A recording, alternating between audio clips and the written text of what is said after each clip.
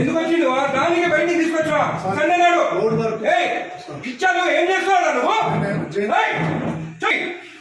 తీసుకో తీసుకో. ఏం రాస్తున్నావు సార్? సక్సెషన్స్ రాస్తున్నాం సార్. బయట థర్డ్ పార్టీ పర్సన్ తో రాపిస్తున్నావు నువ్వు. ఏం నువ్వు రిటైర్ కాదు. ఎస్ఎన్ రమ్మని